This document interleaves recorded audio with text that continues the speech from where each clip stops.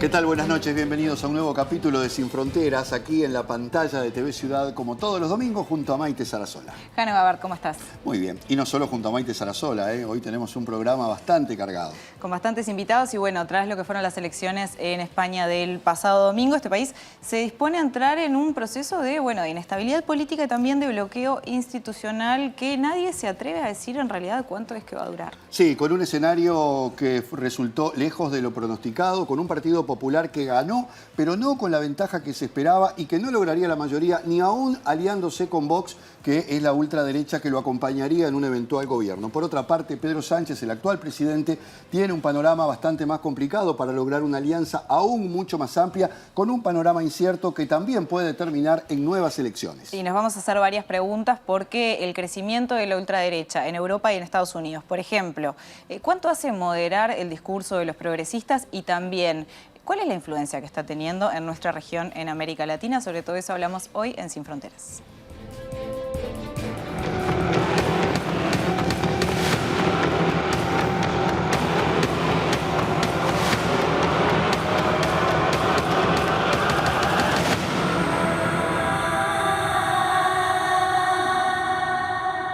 A meternos en España, en este sistema que quizás a nosotros nos cuesta un poco comprender, pero bueno, para empezar a entender qué es lo que está pasando, recibimos como siempre a Álvaro Padrón, analista internacional. Buenas noches. ¿Qué tal? ¿Cómo están? Bien. Bueno. Álvaro, una de las cosas que matizó esta campaña electoral y seguramente estas elecciones también fue el avance y crecimiento de las expresiones de ultraderecha, que después no se confirmaron, pero que están allí latentes. Incluso era una de las grandes cartas que tenía Giorgia Meloni a nivel global, o por lo menos regional europeo, el avance de Vox. De todas maneras, si ubicamos este fenómeno en clave geopolítica, lo hemos hablado desde otros aspectos, el avance de la ultraderecha, hay razones que tienen carácter internacional y que conectan los discursos y crecimiento de estos sectores.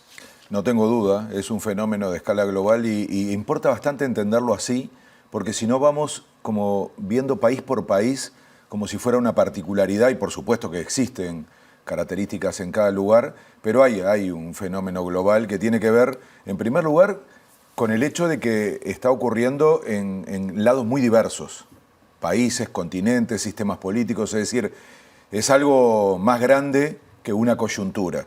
Segundo, hay coordinación, y yo creo que reconocer esto supone entender que hay un pensamiento que empieza a elaborarse de manera conjunta, una práctica que también se desarrolla de manera conjunta y también cooperación. Acabas de nombrar, por ejemplo, la influencia de la gobernante italiana que había puesto muchas de sus esfuerzos en que le fuera bien a sus contrapartes españolas, ¿no? Había participado en actos incluso. Impresionante, casi diría como una intervención, pero... Milei estuvo también. También, porque recuerden la interferencia, y ahora lo van a poder conversar más con Patrick, de lo que fue toda digamos, el equipo de Trump en la elección en Brasil. Es decir, ahora sobran ejemplos de esa comunicación de la cual probablemente sabemos apenas un porcentaje, porque habiendo además muchos recursos económicos y muchos recursos tecnológicos, estas cosas están pasando. Entonces yo creo que esa coordinación demuestra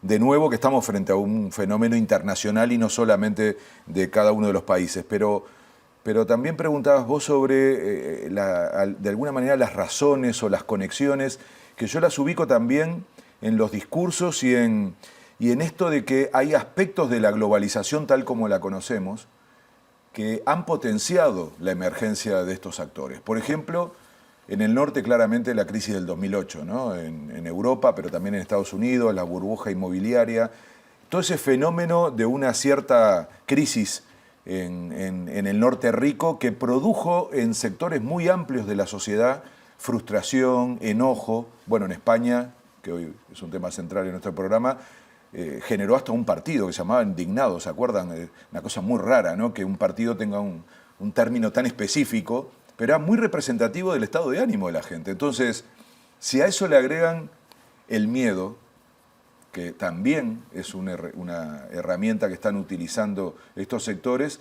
vamos a encontrar que eso es también una forma de reaccionar a la incertidumbre que produce esa escala global, y ellos incluso se definen como antiglobalización, hacen todo un discurso ubicando a las empresas transnacionales. Hay una retórica nueva que no es de la derecha tradicional, de la centro-derecha, sino de un estilo de hacer política que, repito, conecta mucho con las emociones, conecta con algunas cuestiones que efectivamente afectan mucho a la sociedad, pero por supuesto eligen caminos muy peligrosos, ¿no? En el tema, por ejemplo, de los migrantes, apelan a esa idea del miedo, de perder el trabajo, de la seguridad en los países, asociando a que los crímenes lo producen los migrantes. Hay una construcción retórica que, repito, también conecta con asuntos internacionales, particularmente con este momento y el estado de la globalización.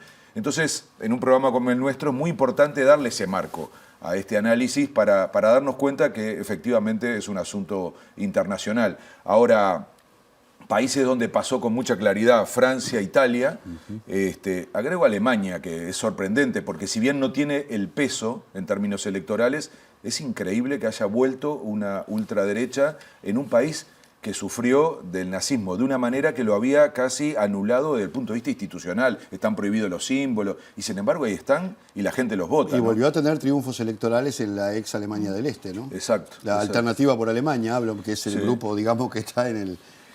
Y yo les diría que otro efecto que impresiona y que tiene escala global es cómo desplazó a la centro-derecha democrática. Si uno observa, va a encontrar que no es solamente que tienen muchos votos, sino a quién se lo quitan. Y en general no pasa con la izquierda. Hubo muchos análisis, al principio parecía que había una cierta competencia en el electorado de izquierda. Podemos verlo que desde el punto de vista social sí, están encontrando pescar en algunos sectores donde también, sobre todo en el mundo del trabajo, pero lo que está muy claro es que están desplazando a la centro-derecha más conocida. El caso de Francia es impresionante, el caso de Italia, y acá cerca el caso de Brasil, donde prácticamente desapareció ese sector de la derecha más tradicional, de centro, en Brasil, y quedó... En Chile, donde te descuidas y también. en Chile por Katz, te lo iba a decir. Al final, lo que fue la segunda vuelta, dejó fuera a la derecha tradicional chilena. Entonces, eso hay que observarlo porque implica un cambio en el sistema político, en la forma de representación, mucho en el discurso, porque esa centro-derecha empezó a correrse hacia la ultraderecha para no perder votos, hasta que en un momento la ultraderecha dijo, gracias por los favores, y ahora no voten a la copia, sino al original. Y entonces uno empieza a encontrar esos fenómenos de polarización, de una lógica de hacer política que ya empieza a tener problemas para la propia democracia. Entonces, repito, si uno empieza a mirar que todo eso se repite, quizá al principio fue una sorpresa, de vuelta, véanlo con Patrick, pero nadie daba por Trump nada. Llegáramos a decir, ese payaso no va ni siquiera a ser electo dentro del Partido Republicano, y terminó siendo presidente de Estados Unidos. Y cuidado, en la última elección tuvo más votos que en la anterior, a pesar de que perdió. Lo mismo pasó con Bolsonaro. O sea, estamos lejos de que esos liderazgos y esas prácticas políticas estén a la baja. O sea, en estos dos países que mencioné, incluso en la última elección, aún no ganando, votaron mejor. Ya ni digo Italia, en donde directamente están gobernando. Álvaro, sin embargo, en lo que fueron estas últimas elecciones en España, Vox tuvo un peor rendimiento, el PP no llegó a la cantidad de escaños que necesita, o sea, va a tener que buscar alianzas y acuerdos, que ni siquiera llega logrando una alianza con Vox. Entonces, en este contexto que estábamos mencionando, ¿no? De Europa, de lo que es Italia, de lo que puede ser Polonia, de lo que viene pasando en Alemania, ¿qué influencia te parece que puede tener este resultado de estas elecciones en España? Es muy importante, porque primero lo que decías, ¿no? Parece que fue el dique de contención. Es como que ahí dejó de crecer, ¿no? No solo no creció, sino que disminuyó. Disminuyó, o sea, Vox disminuyó. Perdió como por eso 30 bancas. es muy importante porque además no estábamos hablando de una ultraderecha cualquiera, es una ultraderecha sofisticada, con un discurso... nosotros quedamos muy con el estilo del continente americano, tanto sea Trump como Bolsonaro, y incluso en Italia hay un corte un poco también duro de la ultraderecha, pero la ultraderecha española, que es durísima en términos conceptuales, tiene una estética más elaborada.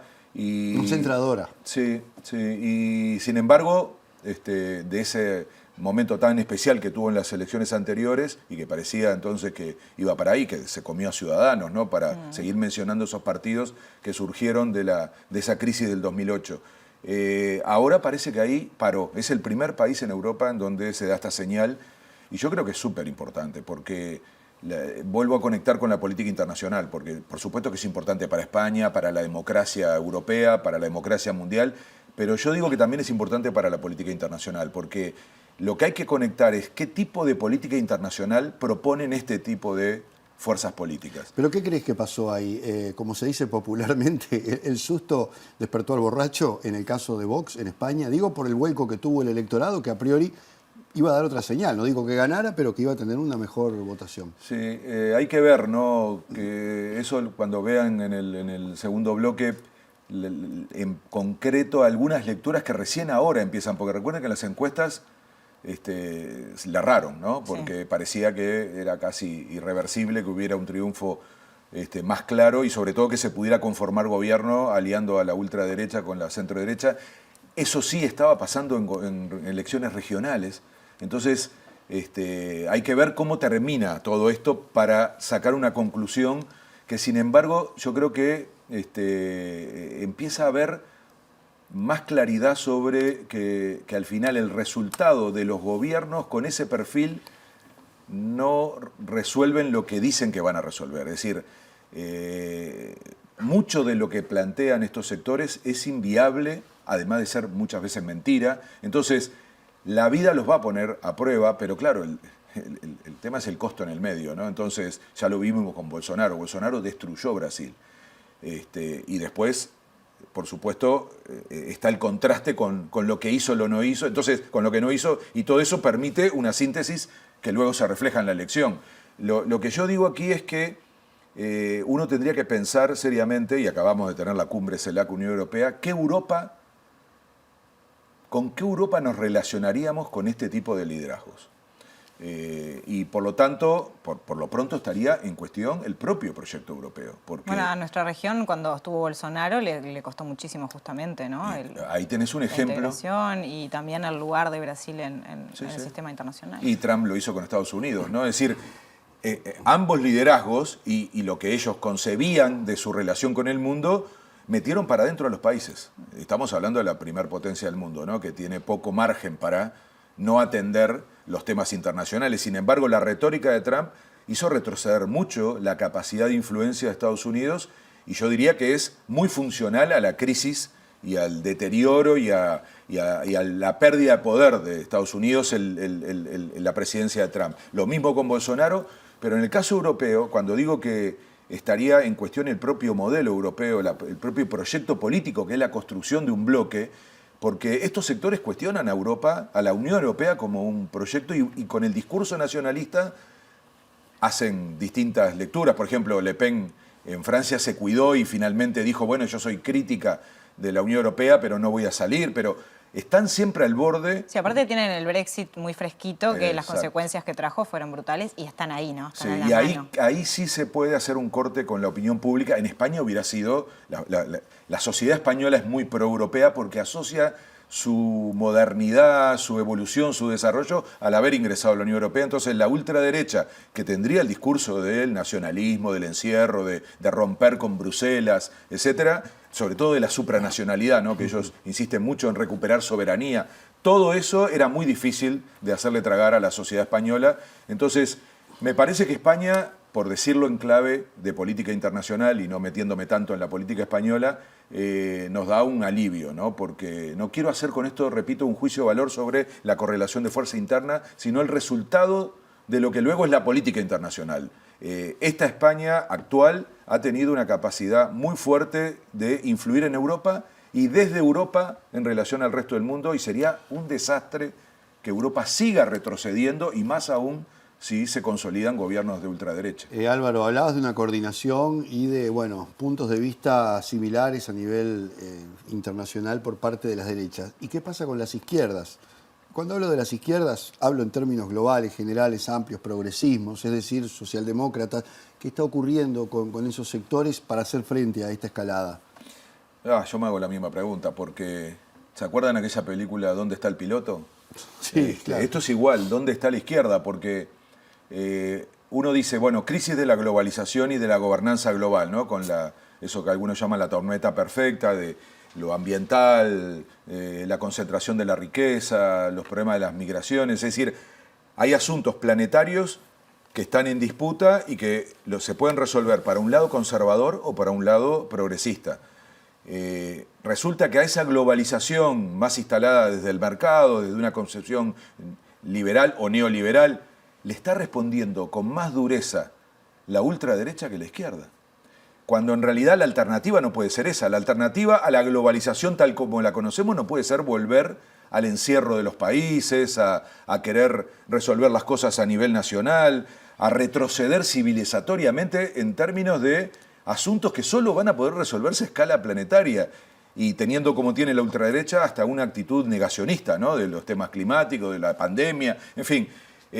Pero el problema es que esa alternativa de izquierda no está apareciendo con claridad a nivel planetario. Queda de alguna manera fragmentada en los países. Hay disputas, lo acabamos de conversar sobre España, pero luego cuesta mucho que eso uno lo visualice en el plano internacional. Y tiene que ver, obviamente, con lo que fue la derrota, la caída del muro de Berlín, la derrota del socialismo real, todo lo que implicó el fracaso de esa alternativa de sistema. No lo es China, que aparece en algún sentido como un modelo distinto en lo político, pero con una inserción muy directa en el sistema capitalista y como además triunfadora de esa dinámica, que paradoja de la época, ¿no? La China comunista defendiendo el libre comercio y la apertura, y Estados Unidos de Trump defendiendo el proteccionismo, o las ultraderechas planteando el encierro en Occidente. Entonces, son esas cosas que están pasando ahora y que yo estoy convencido que desconcertaron mucho a la reflexión progresista, al pensamiento y a la acción progresista. Y lo que es peor, la fragmentaron. Yo lo anotaba, hay 3 grandes bloques o, digamos, agrupamientos internacionales de la izquierda. Uno histórico, que es la Internacional Socialista, que está decadente, muy achicada, muy golpeada. Justamente su fractura llegó a crear una cuestión que se llama Alianza Progresista, y ya ves el cambio de término. Y lo más interesante, y es bueno que se lo pregunten en el tercer bloque a Patrick, porque él trabajó con Bernie Sanders, que es el creador de la Internacional Progresista, que quizá, él, además de la más nueva, desde el 2020, tiene componentes más modernos, no solo con partidos, sino también con intelectuales, con gente de la cultura. Pero se dan cuenta que con muy pocos nombres hay 3 organizaciones, falta, si la quieren la fundamos entre nosotros 3, la Alianza Socialista, y ya combinaste 4 términos en 4 organizaciones distintas. Entonces, esa imagen de fragmentación yo creo que es la que hoy pinta a la izquierda mundial, que la veo sin norte, sin referencia, sin un paradigma alternativo, muy a la defensiva, Pablo Stefanoni, ¿no? La rebeldía se volvió de derecha. Resulta que quien pateó el tablero del mundo tal cual está es más la derecha, la ultraderecha, que la izquierda, que quedó empantanada en una especie de duelo de lo que no fue el socialismo real y que tampoco terminó de ser la tercera vía en Europa. Entonces hay ahí un desafío, y yo creo que en lo que a nosotros siempre nos importa, que es mirar los actores globales, hay una gran ausencia. Vuelvo a lo que decía al principio, ¿dónde está el piloto, no?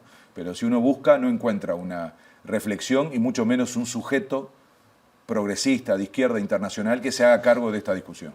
Álvaro, vamos a seguirnos metiendo en estos temas en los próximos bloques de Sin Fronteras, pero para cerrar contigo no podíamos dejar de mencionar justamente un tema que tuvo en el tapete a Uruguay y a España esta semana, después de un tuit de la senadora y vicepresidenta en funciones, Graciela Bianchi, sobre Pedro Sánchez, que generó como un revoloteo internacional importante, con varias autoridades hablando al respecto, pero ese mismo día después el canciller de España tuiteó algo, el de acá también, y como que quedó como que ya estaba resuelto, ¿no? Como que ya se habló y ya pasó. Entonces quería preguntarte, porque ya bastante hemos hablado en la letra chica sobre este tema, ¿qué tanto se van estos temas así de fácil? O sea, ¿realmente es sencillo decir una mentira sobre una autoridad como Pedro Sánchez para España y para Europa por parte de una autoridad como una vicepresidenta en ejercicio en Uruguay, y que se borra en ese mismo día, que ya pasó? No se borra. No. Si hay algo que la diplomacia no hace es borrar. Y las cosas quedan guardaditas y después se facturan. Entonces, esto no es gratis, nos va a costar. Te pongo otro ejemplo. La forma en que el gobierno uruguayo se relacionó desde el comienzo con el gobierno colombiano de Petro y Francia Márquez nos ha significado una distancia enorme de un país súper importante para nosotros. Que ahí recordemos, perdón, pero recordemos que Graciela Bianchi también había tuiteado algo respecto a Petro, el presidente electo de Una Colombia noticia en ese totalmente momento, falsa. una noticia falsa De para vínculos con el variar. narcotráfico, lo repetí Con una varias foto, veces. además. Con una foto también. Bueno, no me refiero tampoco a que el presidente no fue a la Asunción, sino Pero que fue a la son- vicepresidenta. es Pero tu digo, Graciela pregunta. Bianchi nuevamente estuvo también, ¿no? Claro, En eso. pero sobre todo me importa poco las personas, ¿no?, que actúan en esto, cada uno será responsable de su rol y de las acciones, pero sí me importan las consecuencias. Y en ambos casos, y puedo seguir, porque también nosotros apoyamos a un líder para ser candidato y terminó siendo presidente del BID, y luego pasó lo que pasó, y lo mismo con la CAF, y así podemos seguir, ¿no? Y en Chile, o sea, todo tiene un precio, y cuando se hacen apuestas en geopolítica y en la diplomacia, se guardan los asuntos para luego tener más o menos relaciones, mejor o peores relaciones. Entonces, acabamos de dar, además de una señal negativa al mundo, lo digo con claridad, y eso es algo que un país chico es un lujo que no se puede dar, porque nosotros nunca vamos a triunfar por tamaño, por capacidad económica, por favor, por peso militar, es por prestigio que pesamos. Bueno, acabamos de tener un golpe a nuestro prestigio, como lo venimos teniendo con varios temas. El asunto del pasaporte, para decir, alguien puede decir, ya no se habla más del pasaporte Marcet. ¿Saben el efecto que ha tenido a nivel internacional con cuestiones tan concretas como la credibilidad de la capacidad de Uruguay de controlar? Entonces, nada es gratis en política internacional, sobre todo para un país chico que necesita de la política internacional y de su prestigio como una herramienta. Entonces, está bien, sí, el gobierno va a intentar bajarle decibeles y la diplomacia del otro lado le va a contestar como que sí. Pero les aseguro que hay un banquito que se guarda los créditos de las macanas y de los errores y también de cuestiones que son muy duras desde el punto de vista de la señal, porque esa señal no le faltó adjetivos, yo creo que nunca había visto en un mensaje tan corto tantas agresiones hacia un país, hacia un gobierno y hacia un presidente. Entonces, nombrando a varios países, además. Sí, no, era una locura. Hasta Irán cayó en la volada. Sinceramente, era una cosa que no tenía sentido y que hay que hacerse cargo. Nos hace mal, al país le hace mal y probablemente salga de la agenda doméstica, pero no sale de las relaciones entre los países. Álvaro Padrón, muchas gracias. Quédense que vamos a seguir metiéndonos en estas elecciones generales de España en el próximo bloque de Sin Fronteras. Ya venimos.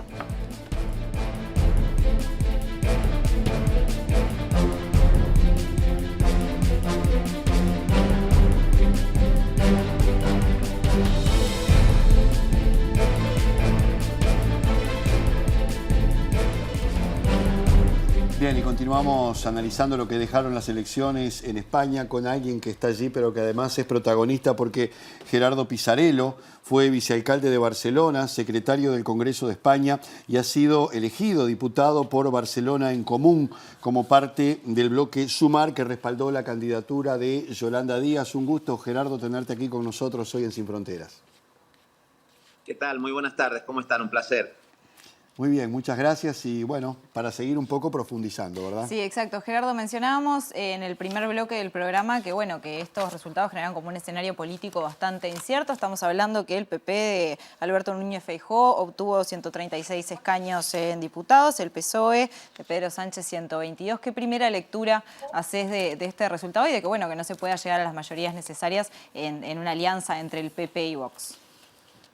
Bueno, la verdad es que la primera lectura es una lectura de alivio, es decir, como una persona progresista, como una persona de izquierda, haber conseguido que en España se pare una ola reaccionaria que parecía inevitable, ya me parece una gran noticia, ¿no? Veníamos de gobiernos de extrema derecha en Italia, de un movimiento a la derecha en Grecia, es decir, como si hubiera una ola reaccionaria que recorre Europa y que de pronto en estas elecciones en España se consiguió parar. Eso me parece que es una buena noticia.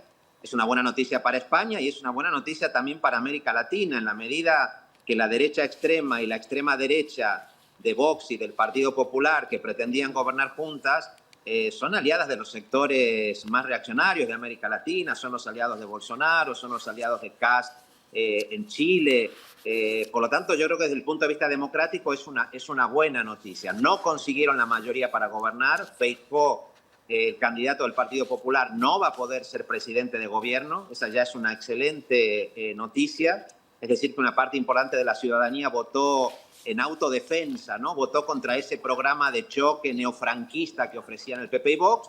Y de lo que se trata de ver ahora es si es posible reeditar un gobierno de coalición progresista como el que hubo en la legislatura pasada, pero que sea capaz de ir más allá de lo que se fue en la legislatura pasada, ¿no? En medidas sociales, en medidas democráticas, también el reconocimiento de la plurinacional del Estado.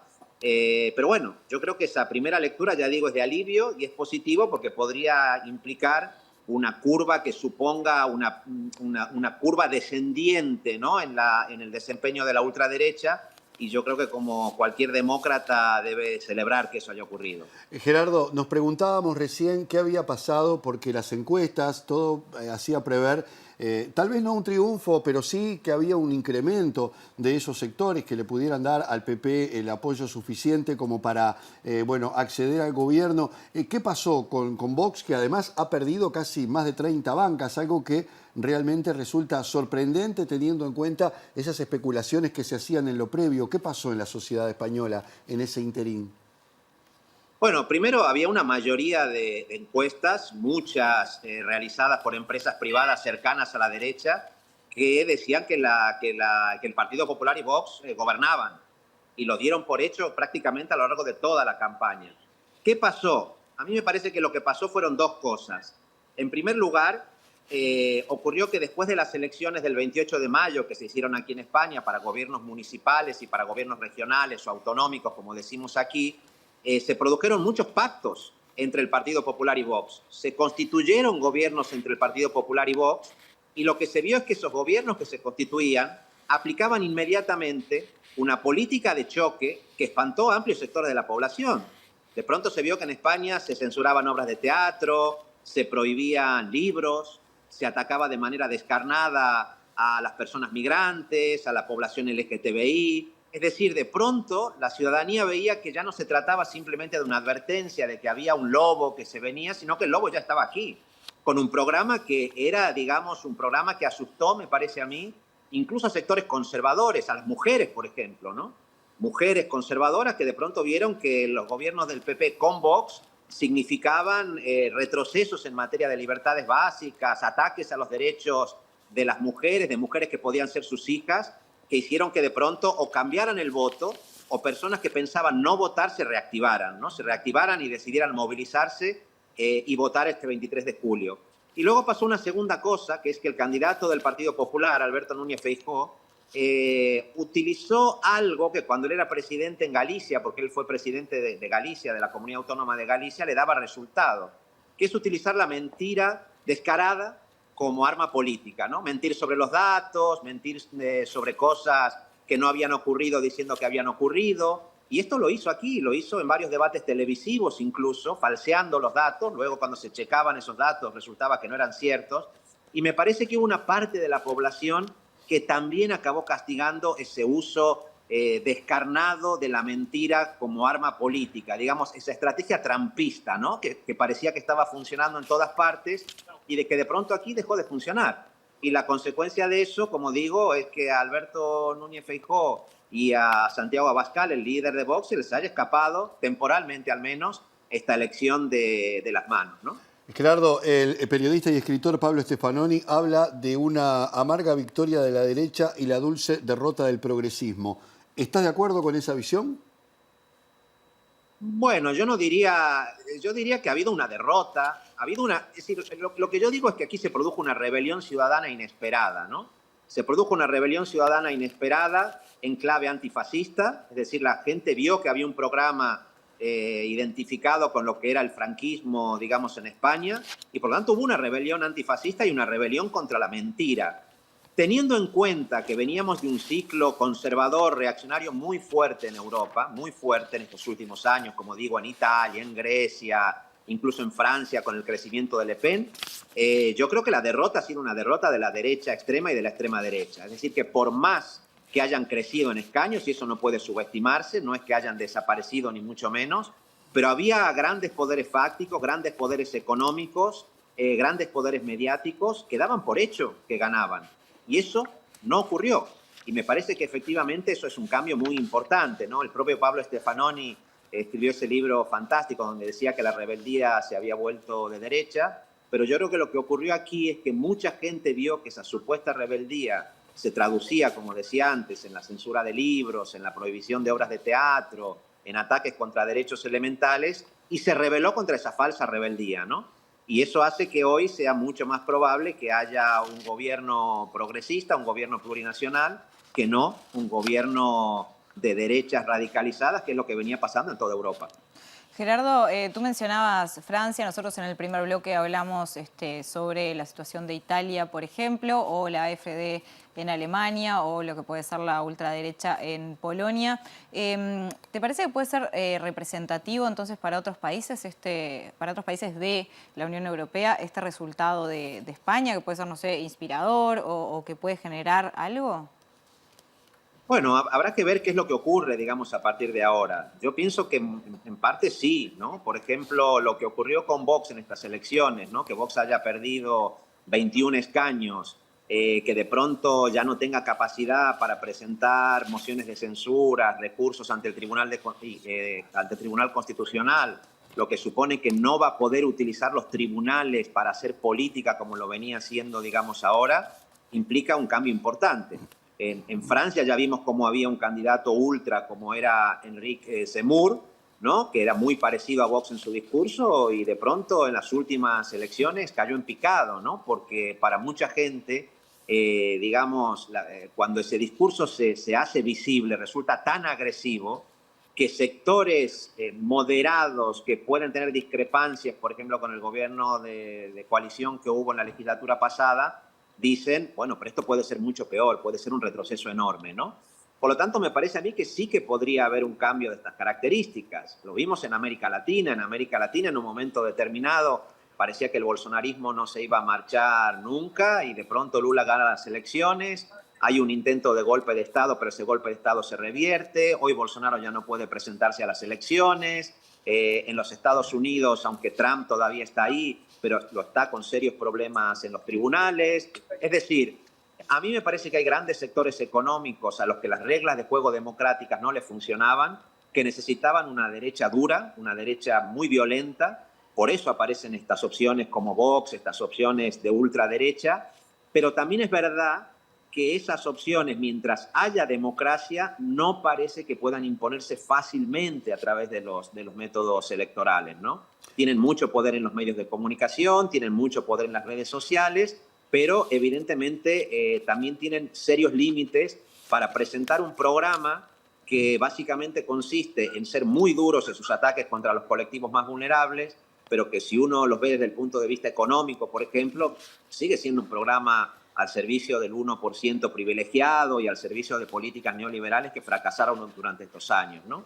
Por lo tanto, yo espero que estos resultados en España sean un punto de inflexión. Espero que se constituya un gobierno de coalición, como digo, progresista y plurinacional, con el apoyo de la izquierda nacionalista vasca, de la izquierda nacionalista catalana, y que se pueda demostrar que se pueden hacer políticas sociales, que se pueden hacer políticas económicas que le quiten la base de sustento a la ultraderecha, porque la ultraderecha también cabalga sobre eso, ¿no? Que las fuerzas progresistas, que las fuerzas de izquierda no son capaces de presentar un proyecto alternativo y un programa alternativo. Y me parece que el reto fundamental va a ser ese, y por otro lado, que la gente que se movilizó en las urnas o que se volcó en las urnas para evitar un gobierno de ultraderecha, sea capaz de movilizarse también en las calles, sea capaz también de salir a las calles y pelear en las calles por sus derechos para conquistar más y mejor democracia, que me parece que es la clave de todo esto, ¿no? Gerardo, y precisamente cómo estás viendo ese proceso de negociación, tanto del Partido Popular como del Partido Socialista, para lograr conformar un gobierno. ¿Cómo se está dando en estos primeros días postelectorales? Bueno, el del Partido Popular lo veo que no tiene recorrido, es decir, es imposible en este momento que el Partido Popular obtenga la mayoría que necesitaría para poder gobernar, no tiene aliados, con Vox no alcanza el número de diputados, esto es un sistema parlamentario, ¿no? Donde hace falta tener la mitad más uno de los miembros del Congreso de Diputados. Eso supone tener 176 diputados que el Partido Popular no tiene en este momento. Y por lo tanto, el único candidato que puede formar gobierno en este momento es Pedro Sánchez. Lo que ocurre es que en este momento el bloque, digamos, que podría investir a Pedro Sánchez son 172 diputados. Hay una pieza clave, por lo tanto, ahí, que es el centro derecha nacionalista o independentista catalán, que es el partido de Carles Puigdemont, que fue presidente del gobierno catalán, de la Generalitat de Cataluña, que podría ser decisivo en esto. Es posible que ese partido que en este momento que consiguió 6 diputados solamente, pueda facilitar la investidura de Pedro Sánchez. Yo creo que sí. Es decir, yo creo que si Pedro Sánchez se atreve a continuar con lo que hizo en el mandato anterior, esto es, intentar que en Cataluña, donde hubo un conflicto muy importante, como ustedes saben, en estos últimos años, haya una salida que permita a las personas, a los dirigentes independentistas, activistas independentistas que fueron encausados muchas veces con procesos abusivos o con penas abusivas, puedan volver a hacer política. Es decir, si se consigue que la cuestión territorial en España se decida en mesas políticas y no en tribunales, yo creo que puede haber esa oportunidad. Eso es lo que Pedro Sánchez tiene que poder garantizar, ¿no? Y por lo tanto, y debe hacerlo rápido, porque ahora aquí estamos en pleno verano, pero si se deja pasar mucho tiempo, yo no dudo que la derecha va a intentar como rehacerse y va a presionar para debilitar ese posible gobierno de coalición. Muy bien, seguiremos atentos entonces lo que ocurre en España. Gerardo Pisarello, muchísimas gracias por estos minutos para Sin Fronteras. Al contrario, un placer haber estado con ustedes. Un gusto. Muy bien, Gerardo Pisarello, muchas gracias. Nos vamos a la pausa y nos vamos a meter de lleno después en la política interior de Estados Unidos, ver cómo están evolucionando todos estos temas en un país tan influyente también para todos nosotros. Ya volvemos.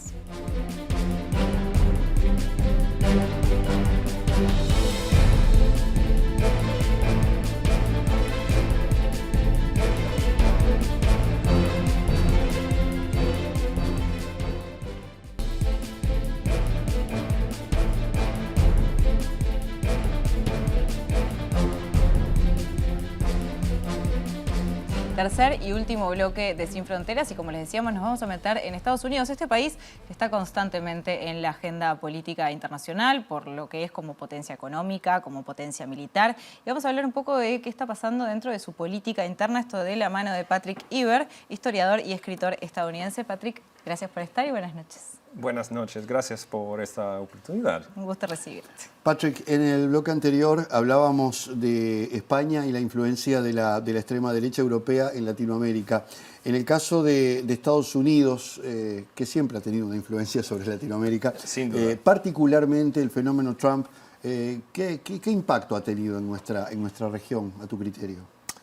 Bueno, yo creo que el fenómeno Trump ha cambiado de cierta manera la visión que muchos tienen de Estados Unidos. O sea que yo, por ejemplo, en mis clases, hace 10 años,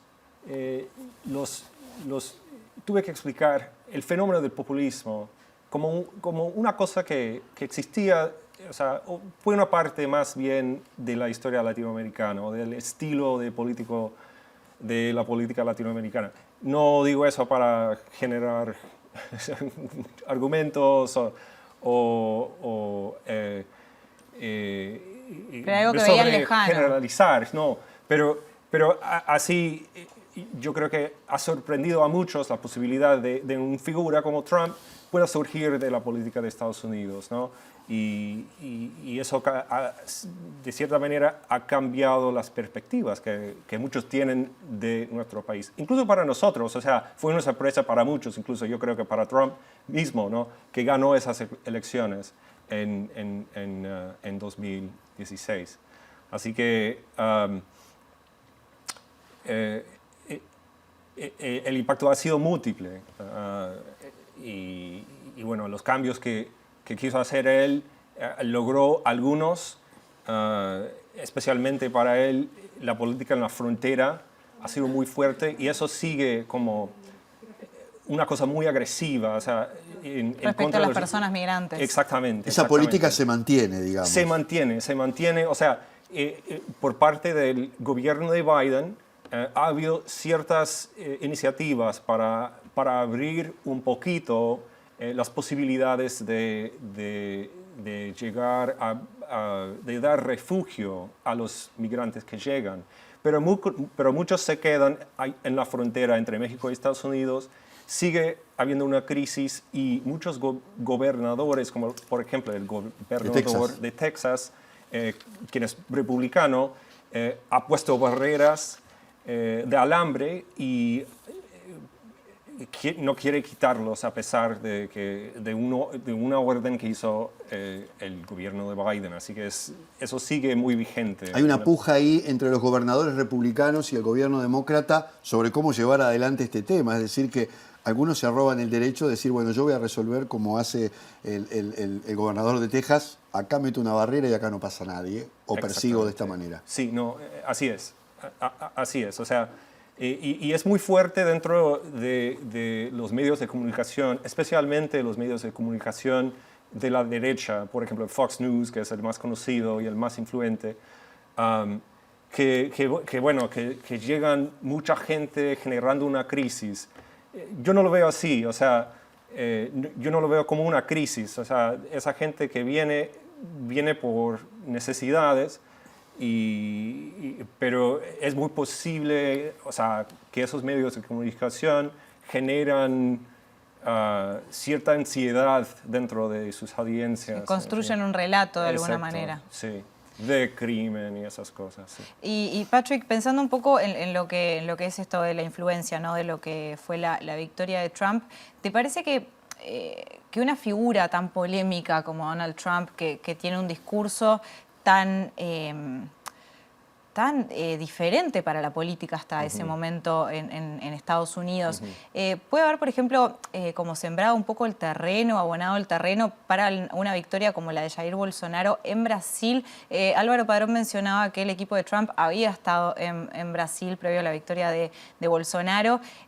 Como decir, bueno, uno se va acostumbrando a que quizás las figuras de la política van cambiando y bueno, y mira al norte, dice Trump ganó en Estados Unidos y después apareció la figura de Bolsonaro, que ya tenía años en la política, cabe decirlo, pero que también como que compartía toda esa cuestión polémica y de tener un discurso peligroso, pero además simplista y con varios puntos en común con Trump.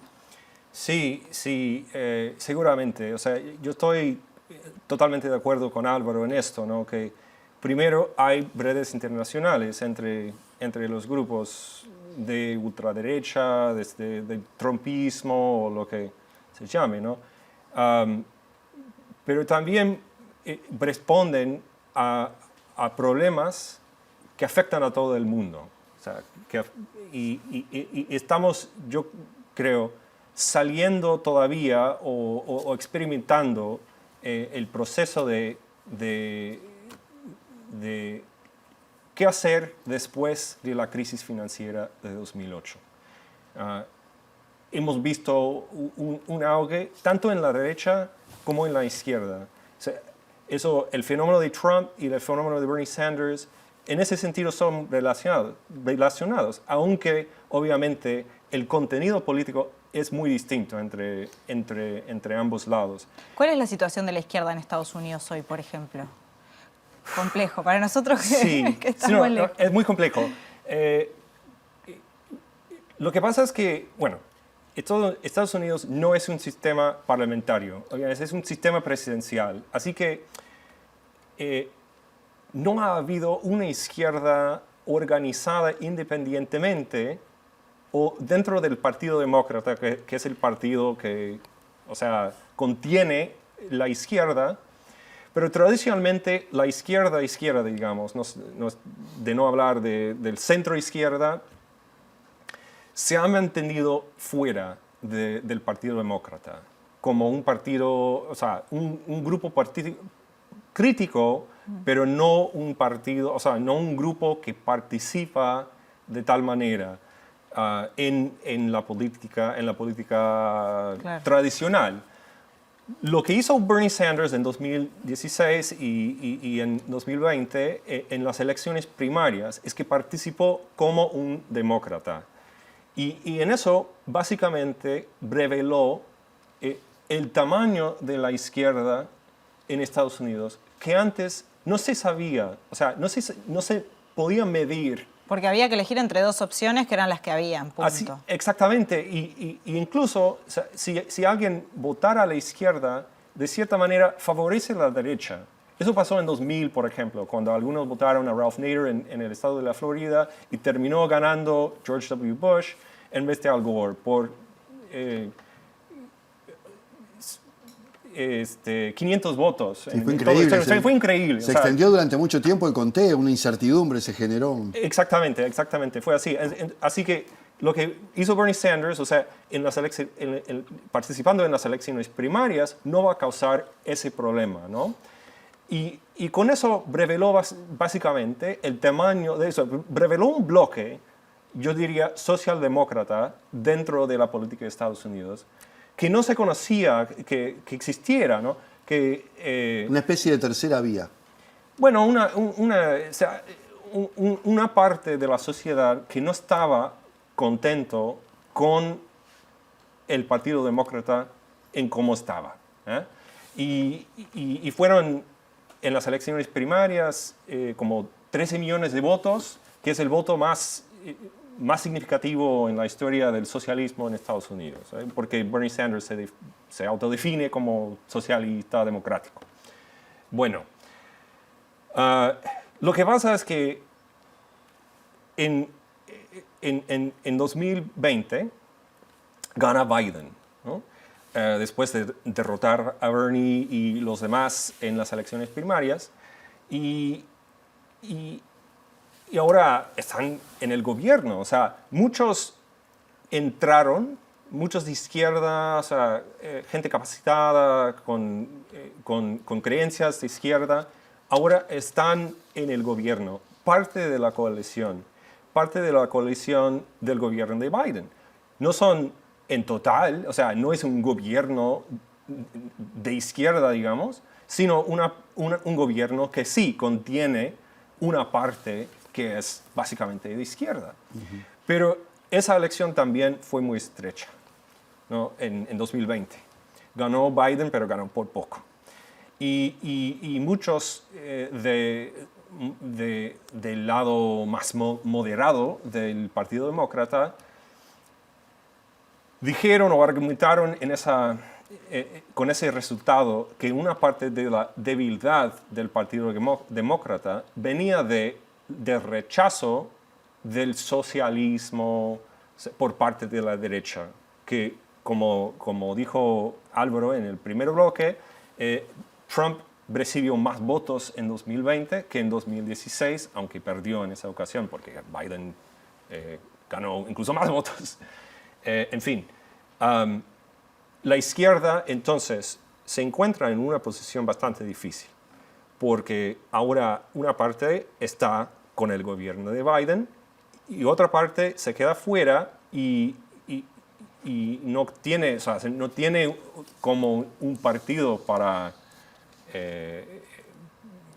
como otra opción sin hacerle luego a la derecha. Patrick, se ha dicho que es notable la falta de agenda económica y el predominio de los conflictos culturales en la agenda partidaria republicana. Es decir, hay una serie de conflictos que están sin resolverse. ¿A qué se debe esto en la interna del Partido Republicano, donde uno ve que hay posturas muy diferentes a veces? Sí, yo lo diría así. Tradicionalmente, el Partido Republicano ha sido el partido de la clase acomodada. Y porque es el partido que menos quiere gastar en servicio público y esas cosas. Sociales. Política social, exactamente. Pero con Trump, el discurso por lo menos cambió. Trump dice defender a la clase trabajadora. Ahora hay dentro del Partido Republicano los que dicen que somos el partido de la clase trabajadora de Estados Unidos. La realidad no es exactamente así. O sea, una parte de la clase trabajadora sí está con Trump y con el Partido Republicano, pero hay otra parte de la clase trabajadora que está con el Partido Demócrata. O sea, la realidad no es como la describen, pero aún así esas divisiones han causado que dentro de la coalición republicana no queda tan claro una agenda económica que no divide al propio partido. Así que antes era gastar menos en servicio público, ahora están con una parte de la población que quiere que se gaste más en esas cosas. Pero lo que sí es un punto de consenso dentro de ese partido son los valores tradicionales, los valores conservadores, y ahí pueden lanzar campañas dentro de la cultura, o sea, la guerra cultural, digamos, para decirlo así, que son puntos de consenso dentro del Partido Republicano. Que representan a esos votantes. Sí, claro, lo cual no es cierto en la política económica. Así que vamos a ver qué pasa con esas evoluciones dentro del Partido Republicano. ¿Y cómo ves el futuro o el posible futuro de Donald Trump? Porque mencionabas que justamente en las últimas elecciones había tenido un poco más de votos. Está complicadísimo a nivel judicial, lo sabemos, pero ¿cómo lo ves? Nadie sabe. Nadie sabe. Simplemente no se sabe. Había dentro del Partido Republicano cierta esperanza, yo creo que por parte especialmente de la élite del partido, de que el gobernador de la Florida, Ron DeSantis, tomara básicamente el trumpismo sin Trump. Pero, o sea, buscar otro líder, otra sí, cara, sí, pero sí, los mismos valores, lo que él fomenta. Exactamente, básicamente los mismos valores, pero sin todo lo que tiene Trump, o sea, de sus características personales, que incluso para muchos votantes de derecha no les gusta su personalidad, o sea, tienen una personalidad bastante problemática. Por decirlo de alguna manera. Sí, y eso, o sea... Perdón, porque a veces, Patrick, uno ve desde aquí y ve confrontaciones digamos, de dirigentes republicanos que son pesados, como decimos nosotros, pero que incluso se oponen a eso que propone Trump, por lo menos como figura. Sí, pero el problema es que la base del partido está con él. Sigue estando con Donald Trump. Así que las encuestas no le favorecen a Ron DeSantis para nada. O sea, le ha ido muy mal. Y no sabemos qué va a pasar con Trump respecto a sus varios problemas legales. Cada día aumentan aún más. Pero eso puede generar como... él lo presenta como una persecución política. Y para su base, eso es convincente. Muy similar a lo que dice Bolsonaro, que ¿sí? en realidad es una víctima de una persecución en este momento. Sí, precisamente. Y en el caso de los demócratas, ¿te parece que se puede llegar a dar alguna especie de recambio generacional en algún momento? ¿Alguna otra figura un poco más joven que tome ahí el liderazgo? Sí, la gente se pregunta si realmente sí. Biden está en condiciones de afrontar otro periodo, claro, ¿no? Esa es la realidad. Esa es la pregunta. Si tú vas y hablas con gente, o sea, todos se preguntan si Biden está en capacidades para hacer otra campaña. Y bueno, la campaña en 2020 fue muy particular porque fue en plena pandemia. Así que claro. no es tan hábil para como eventos masivos, claro. como Sanders. O tampoco como Trump. O sea, Trump tiene ese talento, o sea... Es un showman. Es un showman, o sea, viene del reality show, ¿no? O sea, era una estrella de televisión antes. Y tiene algo de eso, o sea... y eso no le favorece a Biden mucho, o sea, ahora con 80 y pico años, ¿no? Claro. 31 no estoy... ¿Y alguna figura femenina? Bueno, yo tengo Yo creo que la más halagueña es la gobernadora de Michigan, Gretchen Whitmer, que ha gobernado muy bien su estado. Es un estado en el medio del país, así que la crítica que le hacen los republicanos a los demócratas, que son de la costa, que son la élite, realmente no es exactamente así, pero una gobernadora como ella, que ha mantenido cierta popularidad dentro de su estado, avanzando una agenda progresista con bastante consenso, y además fue un intento de secuestrarla, creo que en 2019, por parte de la extrema derecha. Así que ella también representa o puede representar ese peligro, el peligro que sigue existiendo de la extrema derecha, y ella es una buena representación de eso. Pero ella dice que si se postula a Biden, no se va a postular. O sea, Biden tiene en sus manos la decisión. O sea, es bastante popular dentro del partido y su gobierno ha sido bastante bien. O sea, no va a generar un conflicto así. Pero el problema generacional es algo serio. Sí, es algo que todo el mundo se pregunta realmente ante esa dualidad de ver si vuelve Trump, si puede seguir Biden. Es un panorama bastante difícil, Patrick. Muy bien, Patrick Ibar, muchísimas gracias por estar con nosotros en Sin Fronteras. Un gusto escucharte. Ha sido un placer para mí también. Gracias. Nos vamos. Llegamos al final de este programa de Sin Fronteras. Muchísimas gracias, como siempre, por acompañarnos y nos vemos el próximo domingo. Que descansen.